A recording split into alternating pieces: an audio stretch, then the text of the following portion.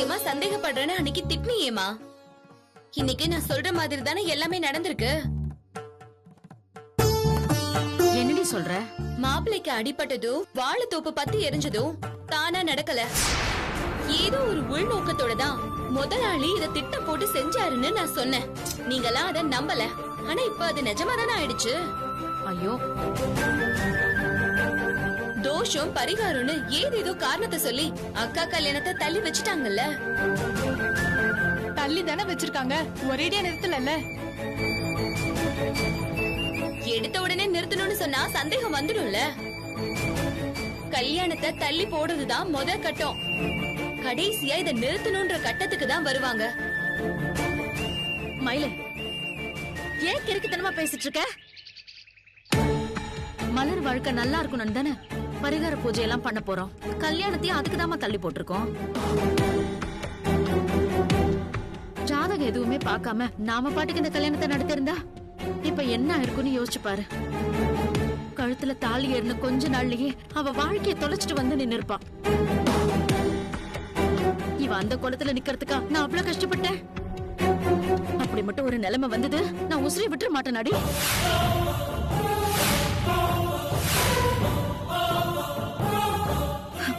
அக்கா வாழ்க்கை என்ன ஆயிடுமோன்னு பயப்படுறல்ல. அந்த பயத்தை உருவாக்குறது தான் அவரோட நோக்கமா. இவரு எந்த பிரச்சனையை கிளப்பினாலும் ஜீவா சார் அதை ஒண்ணு இல்லாம செஞ்சிடுவாரு. ஆனா தோஷம் அது இதுன்னு சொன்னா அவராலையும் எதுவும் செய்ய முடியாதுல்ல. அக்காவோட வாழ்க்கை என்ன ஆயிடுமோன்னு நாமளும் பயப்படுவோம். ஜோசியராலதான் இதை தீர்க்க முடியும்னு நாமளும் நம்புவோம். அதனாலதான் ஜோசியரை வச்சு இந்த நாடகத்தை நடத்திட்டு இருக்காரு. எனக்கு அப்படி தோணல மயில. கல்யாணத்தை நிறுத்தணும்னு முதலாளி நினைச்சிருந்தா எப்பவும் இந்த நாடகத்தை ஆரம்பிச்சிருக்கலாம்ல. நாடகத்தை எங்க ஆரம்பிக்கணும், எப்படி கொண்டு போகணும்ன்றதுல ஒரு சூழ்ச்சி இருக்குக்கா. முதலாளிக்கு இந்த கல்யாணத்துல இஷ்டம் இல்லைன்னு நம்ம எல்லாருக்குமே தெரியும். முதலையே ஜோசியரை வச்சு இந்த கல்யாணத்தை அவர் நடக்காதுன்னு சொல்லியிருந்தா நமக்கு அவர் மேல சந்தேகம் வரும். இந்த கல்யாணம் நிக்கணும், ஆனா அவர் மேல எந்த சந்தேகமும் வந்துடக்கூடாது. அதுக்காக தான் முதலாளி ஒவ்வொரு காயா நகர்த்திட்டு இருக்காரு. முதல்ல புள்ளைய கீழே விழ வச்சாரு. நேத்து வாழைத்தோப்ப எரிச்சாரு. எல்லாம் அபசகுணமா நடக்குதே. ஒரு ஜோசியரை பாத்துடலாமான்னு நல்லவர் மாதிரி கேட்டாரு. நீங்களும் சரின்னு சொன்னதும் அத வச்சே அவர் நினைச்சத சாதிச்சுட்டாரு. ஆனாலும் உனக்கு ஓவர் கற்பனடி. ஏதோ பக்கத்துல இருந்து எல்லாத்தையும் பார்த்த மாதிரி சொல்ற. நடக்கிறதெல்லாம் யோசிச்சு பாக்குறப்ப எனக்கு அப்படிதான் தோணுதுக்கா. இத பாரு மயிலு, சந்தேகப்பட்டதுக்கும் ஒரு எல்லை இருக்கு. ஜோசியரை பாக்கலான்னு காயத்ரி சொன்னப்போ முதலாளி வேண்டான்னு சொல்லிட்டு இருந்தாரு. கடைசி வரைக்கும் அவர் அந்த யோசனையை ஏத்துக்கவே இல்லம்மா. மலர் குடும்பத்தை பத்தி யாரும் தப்பா பேசிடக்கூடாதுன்னு சொல்லிதான் காயத்ரி அவரை சம்மதிக்க வச்சா. சந்தேகத்தை கிளப்புறதே இந்த விஷயம் தாமா. இந்த கல்யாணம் வேணான்னு நினைக்கிறவரு முதல்ல இருந்தே ஜோசியரை பாக்கணும்னு பிடிவாதமா இருந்திருக்கணும்.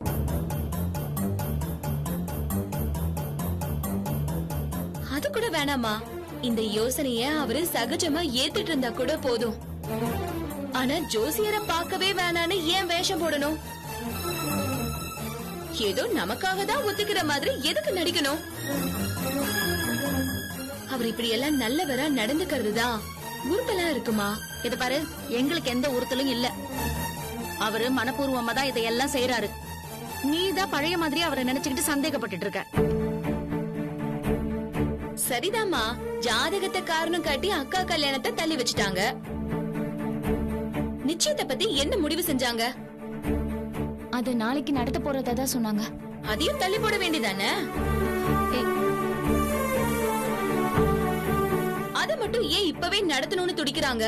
இத பாரு, மலர் ஜாதகத்துல பிரச்சனைங்கிறதுனாலதான் இந்த கல்யாணத்தை நாங்க தள்ளி போட்டோம். நிச்சயதார்த்தத்துலதான் எந்த பிரச்சனையும் இல்லையடி. எதை வச்சுமா சொல்ற? மதுவுக்கும் ஜீவா சாருக்கும் ஜாதக பொருத்தம் பார்த்தாங்களா? அவங்களுக்கு எல்லாம் சரியா இருக்காமா? அதெல்லாம் எப்படி கேக்குறது? எனக்கு என்னமோ ஜாதகம் பார்த்த மாதிரி தெரியல. ஏன் பாக்கலக்கா?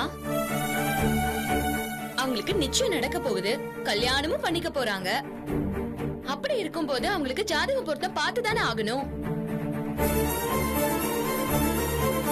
பொருத்தம் பார்க்காம கல்யாணம் செய்யக்கூடாதுன்னு உன் விஷயத்த தெரிஞ்சுக்கிட்டாங்கல்ல, அவங்க கல்யாணத்துல மட்டும் அது எப்படி வேணான்னு விட்டுற முடியும்? அதெல்லாம் அவங்க விட்டுற மாட்டாங்கடி. கண்டிப்பா பாத்திருப்பாங்க. அத பத்தி நம்ம கிட்ட சொல்லணும்னு என்ன அவசியம் இருக்கு? சம்பந்திங்கிற முறையில சொல்லிருக்கணுமா? ஜாதக பேச்சு வந்தப்ப அத பத்தி ஒரு பேச்சாவது வந்திருக்கணும். அப்படி வரலனா அவங்க பாக்கலன்னு தானே அர்த்தம். அக்கா கல்யாணத்தை நிறுத்திட்டு இந்த நிச்சயத்தை நடத்தணுங்கிறது தான் அவங்க நோக்கம். அதனாலதான் நம்ம விஷயத்துல மட்டும் ஜோசியரை வச்சு குழப்பிட்டாங்க. அரண்டவன் கண்ணுக்கு இருண்டதெல்லாம் பேயின்னுவாங்க. உனக்கு போலீஸ்கார புத்திங்கிறதுனால எல்லாத்தையும் சந்தேகப்படுற, பாக்குற எல்லாரையும் தப்பாவே பாக்குற. ஆனா எங்களுக்கு எதுவும் தப்பா தெரியலடி. நாட்டாய முதலாளி நியாயமா தான் நடந்துக்கிறாரு. அவங்க எல்லாரையும் விட நான் தான் ஜோசியரை பாக்குறதுல உறுதியா இருந்தேன். இவ வாழ்க்கை நல்லா இருக்கணும்னு தான் கல்யாணத்தை தள்ளி வைக்கணுங்கிற கஷ்டத்தையும் நான் ஏத்துக்கிட்டேன். இத பார், இது நான் நல்லா யோசிச்சு எடுத்த முடிவு. இதுக்காக நீ மத்தவங்களை எல்லாம் குறை சொல்லாத. இல்லம்மா, நான் சொல்றது கொஞ்சம் போதும் மயிலு. இந்த பேச்சை இதோட விட்டுரு. பரிகார பூஜை பண்ணணும்னு நான் முடிவெடுத்தேன். அதுக்கப்புறம் தான் அவ கல்யாணம். அன்னைக்கே சொன்னேன், எனக்கு உன்ன மாதிரி படிப்பறிவு வேணா இல்லாம இருக்கலாம், ஆனா அனுபவ அறிவு இருக்கு. போற பாதை தப்பா இருந்தா அதுவே புரிய வச்சிரும். எல்லாம் சரியா போயிட்டு இருக்குன்னு நான் நம்புறேன், நீயும் நம்பு. அப்படி முடியலன்னா எங்க நம்பிக்கைய கெடுக்காம இரு, அது போதும். ஏய் மயிலு, மயிலு, என்னடி ஆச்சு இவளுக்கு? நான் பேசுறத கூட கேட்காம அவ பாட்டுக்கு போயிட்டு இருக்கா. விடுமா, என் கல்யாணத்தை தள்ளி போட்டு கோவம் அவளுக்கு. காலையில சரியாயிடுவா.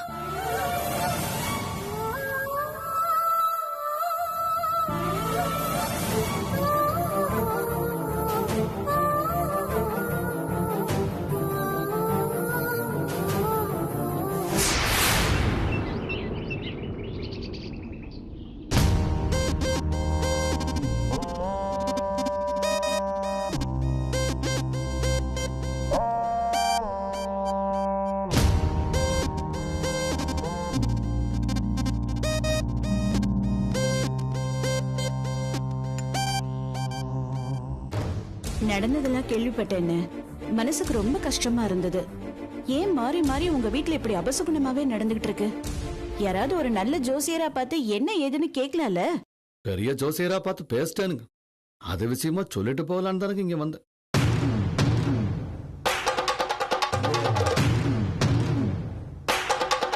மச்சான், நான் ட்ரெயின் மாமா சார் புது வில்லங்கத்தோட வந்திருக்காருன்னு நினைக்கிறேன். டேய், இவர் புள்ள கல்யாணத்துக்கு நான் செக் வச்சேன்ல, அதான் இப்ப இவர் எனக்கு செக் வைக்கிறாரு.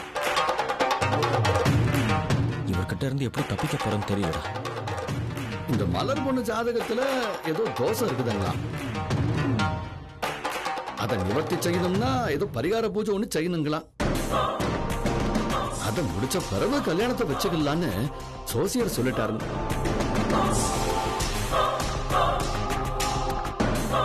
உண்மையிலேயே எனக்கு இந்த கல்யாணத்தை தள்ளி போறதுல எந்த விருப்பமும் இல்லைங்க. ஆனா நாம எதனா அவசரப்பட்டு ஒரு முடிவெடுத்து அதனால நாளைக்கு பின்ன பிள்ளைங்க வாழ்க்கையில ஏதாவது ஒரு தப்பு நடந்துருச்சுன்னா அதான் கொஞ்சம் யோசனையா இருக்குதுங்க. அதோட மலரோட அம்மாவும் இந்த பரிகாரத்தை எல்லாம் முடிச்சுட்டு ஒரு மாசமே ஆனா கூட பரவாயில்ல, அதுக்கு பிறகு ஒரு நல்ல நாளை பார்த்து கல்யாணத்தை வச்சுக்கலாம்னு சொல்லிட்டாங்க. நானும் வேற வழியே இல்லாம அதை ஒத்துக்க வேண்டியதாயிருச்சுங்க. அப்படின்னா நிச்சயத்தை தள்ளி வச்சுக்கலாம். ஆமாப்பா, நானும் அதான் சொல்லணும்னு நினைச்சேன். கல்யாணத்துல ஒரு சிக்கல் இருக்குது, அதனால அதை தள்ளி வைக்கிறோம். ஆனா நிச்சயத்துல அப்படி எந்த பிரச்சனையும் இல்லைங்க. அத பேசினபடியே நடத்தி முடிச்சிட்டோம்னா நல்லா இருக்கு இல்லைங்களா? ஆமாங்க, பேசி முடிச்ச விஷயத்தை நிறுத்துறது எனக்கும் சரியா படல. ரெண்டையும் ஒன்னாதான் நடத்தணும்னு கட்டாயம் இல்லையே. நாம அதுக்கு ஆசைப்பட்டோம், அது முடியாதுங்கிறப்ப நிச்சயத்தை முடிச்சிடலாம்ல. அதையும் தள்ளி போடணும்னு என்ன அவசியம் இருக்கு?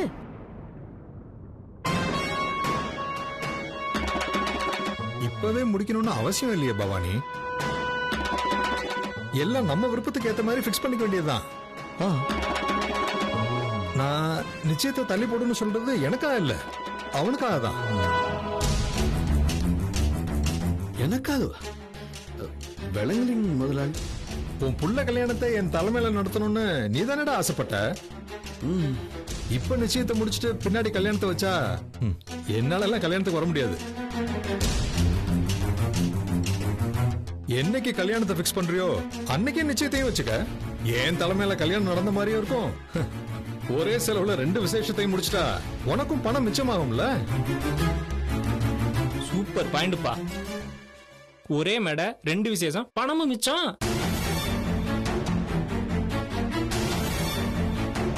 ரெண்டு விசேஷமும் என் பிள்ளைங்களுக்கு தானே முதலாளி. அதுல மிச்சம் பிடிச்சு நான் எனக்கு கோட்டையா கட்ட போறேன்.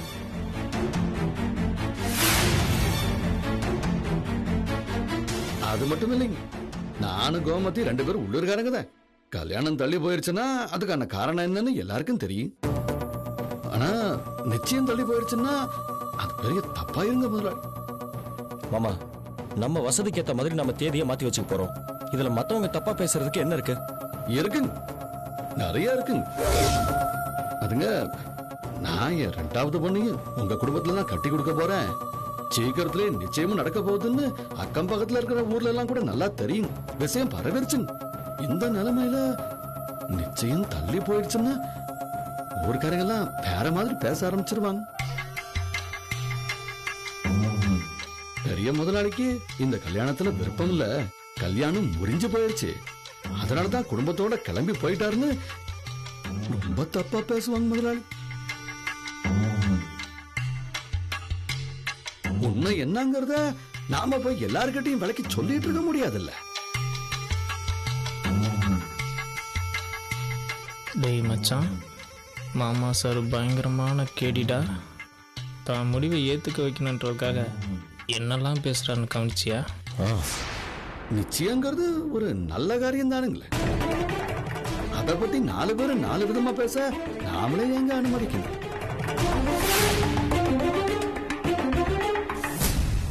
நம்ம பிள்ளைங்களோட கல்யாண விஷயத்துல ஒரு சின்ன அவசகுணம் கூட நடந்துடக்கூடாதுன்னு நான் துடியா துடிச்சுக்கிட்டு இருக்கிறானுங்க.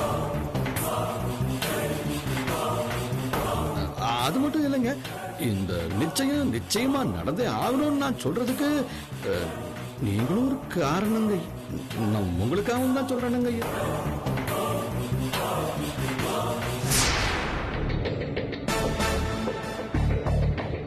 அதாவது நீங்க இப்போ இந்த கல்யாணத்துக்கு எதுக்கு சம்மதிச்சிங்க? மது பாப்பா நம்ம சின்ன முதலாளி உசுரை காப்பாத்தி கொடுத்துருச்சுங்க. அதுக்காக தானே இந்த கல்யாணத்துக்கு நீங்க ஒத்துக்கிட்டீங்க.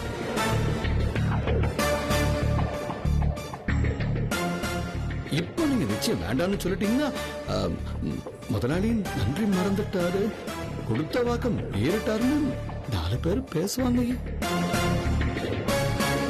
மத்தவங்க பேசுறத பத்தி நான் என்னைக்குமே கவலைப்பட்டது கிடையாதுடா. நீங்க கவலைப்பட மாட்டீங்க முதலாளி. ஆனா என் முதலாளியை பத்தி எவனாவது ஒரு வார்த்தை பேசினா கூட எனக்கு கோபம் வந்துருங்க. அப்புறம் அந்த பஞ்சாயத்து நேரம் வெட்டு குத்துல தாங்க போய் முடியும். எல்லார்கிட்டையும் நல்ல பேர் வாங்குறது ரொம்ப கஷ்டம்டா. நம்மளை பத்தி எவனாவது ஒருத்தன் ஏதாவது சொல்லிக்கிட்டே தான் இருப்பான். அதுக்கெல்லாம் நம்ம ரியாக்ட் பண்ணிட்டு இருக்க முடியாது. அது சரிங்க. இருந்தாலும் எதுக்கு நாம ஊரு வாயில போய் விடணும்? இத பத்தி யாரும் பேச அனுமதிக்காம இருந்தோம்னா அது நல்லா இருக்கும் இல்லைங்க. டே மச்சான், மாமா சார் அப்பா கிட்ட ஓகே வாங்காம போக மாட்டார். சுத்தி சுத்தி வந்து அடிக்கிறாரா.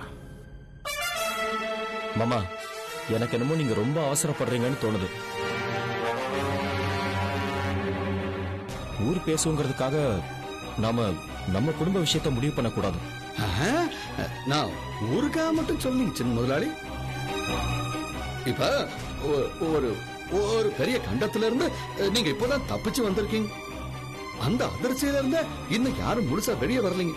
இந்த மாதிரி சமயத்துல வீட்டுல ஒரு விசேஷம் நடந்துச்சுன்னா நல்லதுன்னு பொதுவா பெரியவங்க சொல்லுவாங்க இல்லைங்களா முதலாளியம்மா?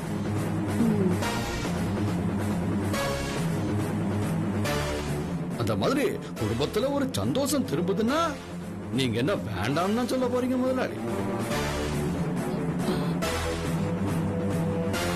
இதெல்லாம் யோசிச்சுதான் இந்த நிச்சயத்தை தவறாம நடத்திடலான்னு சொல்றேங்க ஐயா.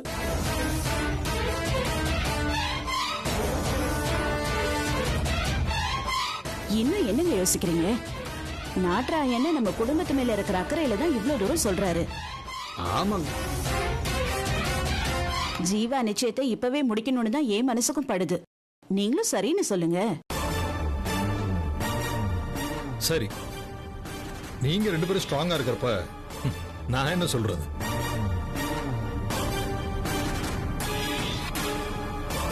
ஜீவா நிச்சயதார்த்தத்தை நாம வர வெள்ளிக்கிழமை முடிச்சிடலாம். அப்பா,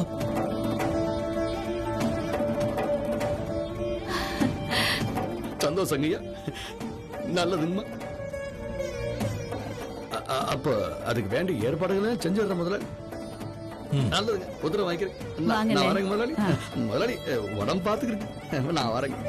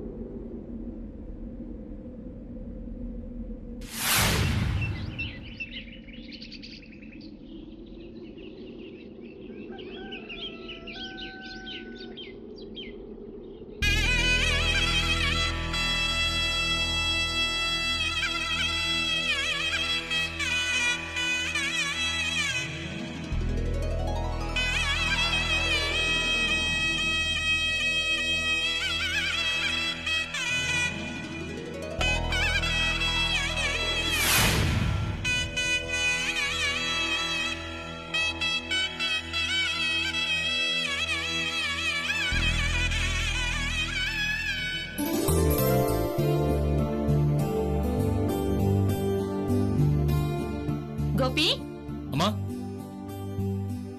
என்னம்மா? மாலை இன்னும் வரல. அப்படியா? பூக்கார் கிட்ட என்னாச்சுன்னு போன் பண்ணி கேளு. சரி, நான் போய் கேக்குறேன்.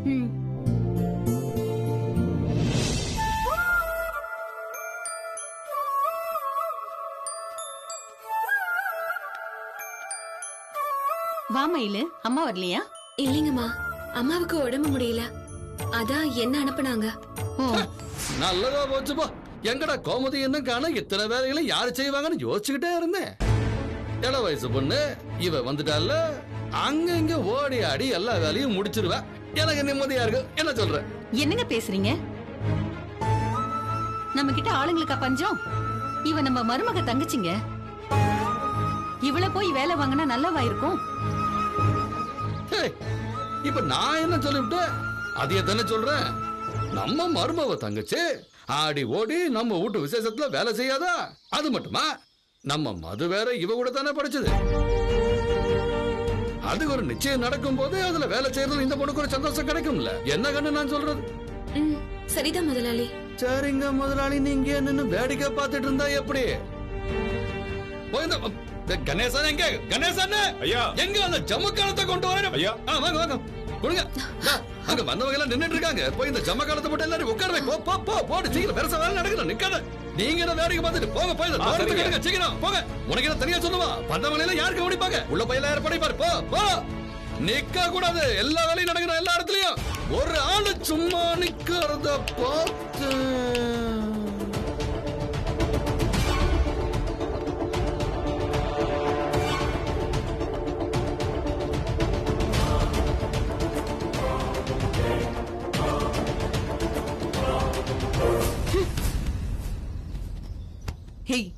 நம்ம இங்க வேலை செய்ய வந்திருக்கோம், விருந்தாளியா வந்திருக்கோம். அவரே வேலை செய்ய சொன்னாலும் முடியாதுன்னு மூஞ்சில அடிச்ச மாதிரி சொல்ல வேண்டியதானே? தலையாடிட்டே வர நான் அவருக்காக செய்யலடி, ஜீவா சாருக்காக செய்யறேன். அவருக்கு ஒரு நல்லது நடக்க போகுது, அதுக்காக வேலை செய்யறது சந்தோஷம் தானே. பெரிய தியாகின்னு நினைப்பு இவளுக்கு. எங்க சந்தோஷப்படுற உன் மூஞ்சிய காட்டு.